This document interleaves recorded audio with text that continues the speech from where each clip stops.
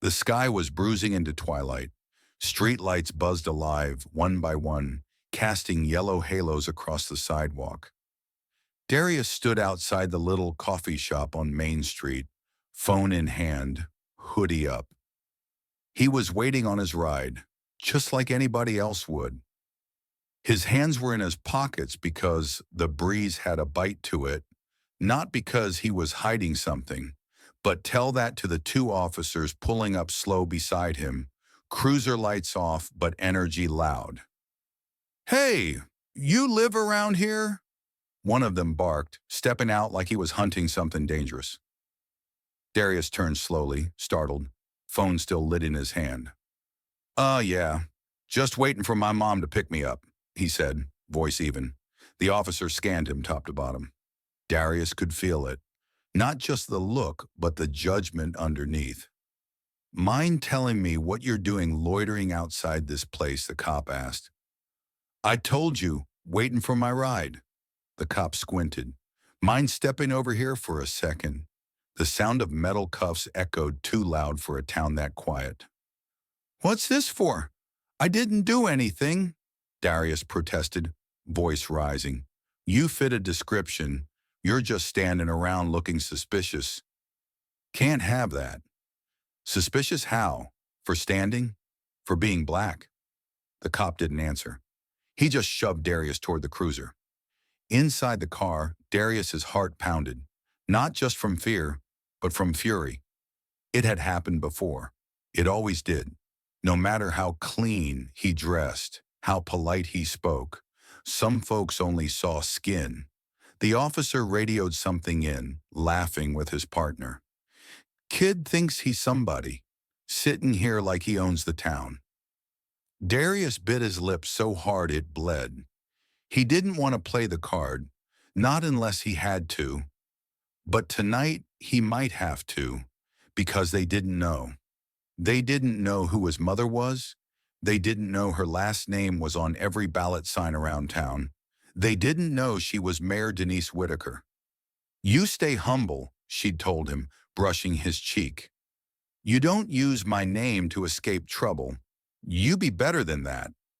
"I will, Mom," he'd promised. "But what if someone crosses the line, then you stand up, but with pride, not with power." They kept Darius in a holding cell like he was some criminal. No charges, no explanation. Just a 17-year-old kid in a hoodie and khakis, locked up for being in the wrong skin at the wrong time. One officer leaned over the desk, smirking.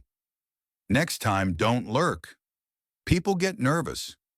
"I wasn't lurking," Darius muttered. "I was waiting. You never asked if I needed help. Just slap cuffs on me. What's your name again?" "Darius Whitaker." The officer typed it in, slowly, then stopped. Silence. Then a low curse. "Wait, Whitaker?" His eyes darted to his partner. "Like Mayor Whitaker?" Darius didn't smile, didn't gloat. He just looked the man dead in the eye. "She's my mom. You just arrested the mayor's son for loitering." The door to the station flung open with a force that made both officers jump. In walked Mayor Denise Whitaker, not in heels, not in pearls, just jeans, a coat, and righteous fury. "Where is my son?" the sergeant tried to explain, stammering something about a misunderstanding, about how they were just doing their job. "You arrested my child," she snapped, "with no cause, no report filed, no witness complaint. Ma'am, he was standing on a sidewalk, waiting for me. You arrested him for waiting." Darius stepped out of the cell just then, eyes tired but proud. "Mama," he said. She turned to him, her face softening. "You okay?" He nodded. "Yeah, but I need to say something."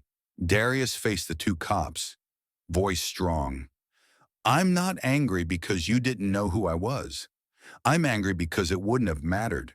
If I'd been anyone else, just some other black kid, you'd still have done it. You think a hoodie means danger, that my skin screams criminal? I'm not your fear. I'm not your threat. I'm your neighbor, your citizen, your mayor's son. And you still threw me in a cage like I was nothing." The room was dead silent. Then he turned to his mother. "I didn't tell them who you were. I waited, because I wanted to see how far they'd go." Mayor Whitaker put a hand on his shoulder, and now they've gone too far. As they walked out, news vans were pulling up, already tipped off.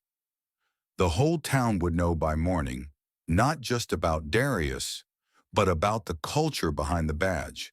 Because this wasn't just about one bad call, it was about a system that let it happen. Darius looked up at the sky. "Guess I'm not invisible anymore."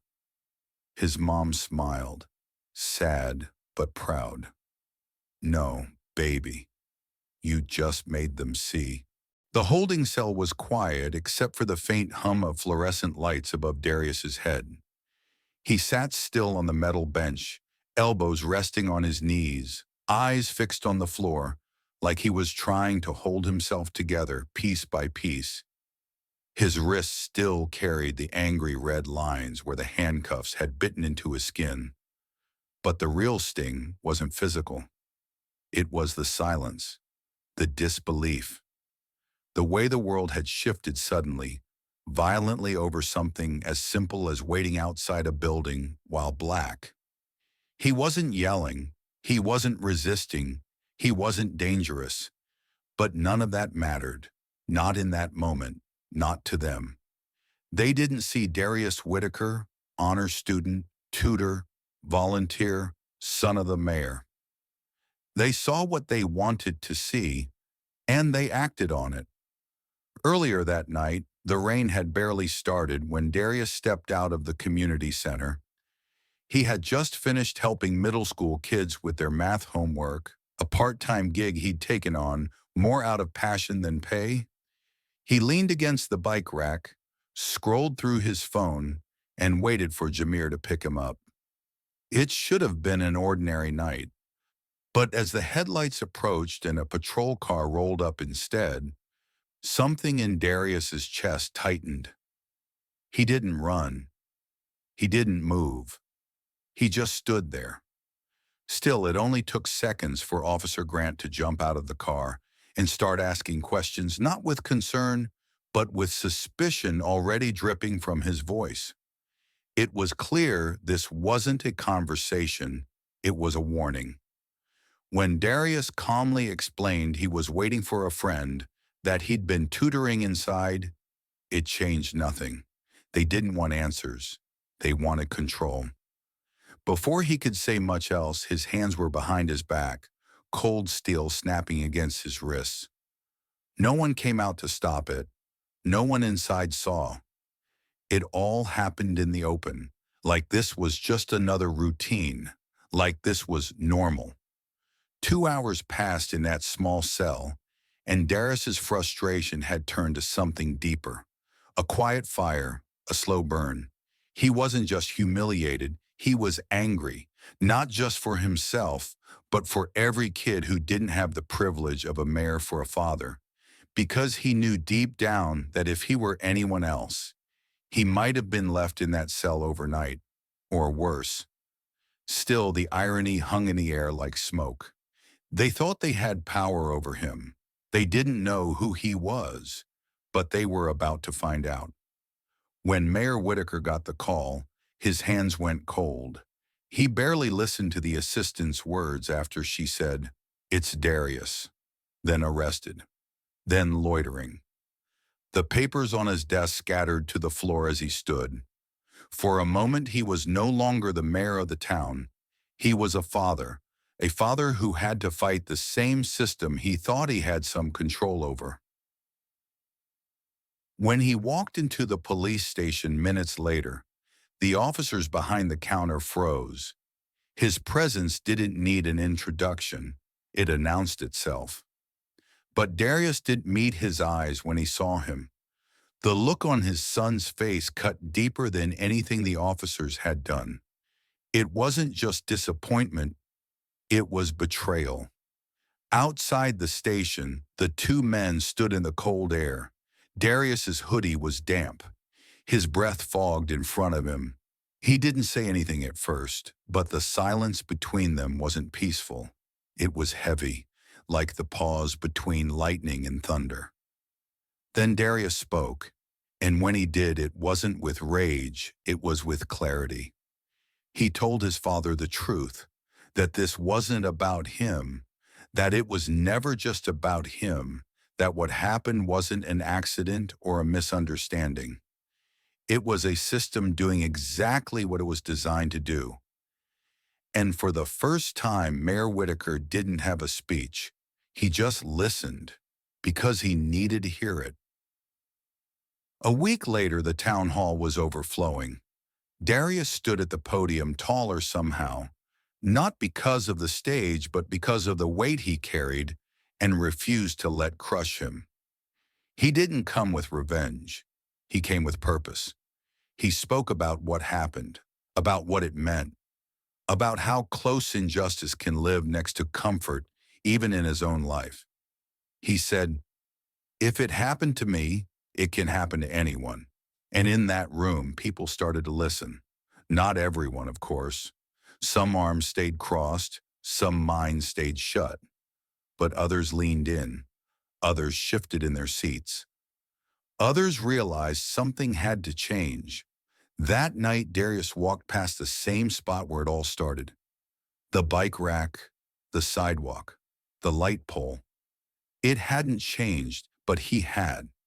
He wasn't the scared boy in the hoodie anymore. He was the voice that couldn't be ignored, the proof that no title, no last name, no amount of success could shield someone from prejudice, but that truth, when spoken clearly and without apology, could tear a crack in the wall. They arrested him thinking he was a threat, but they didn't realize he was a movement waiting to happen. They saw a problem, but he became the solution.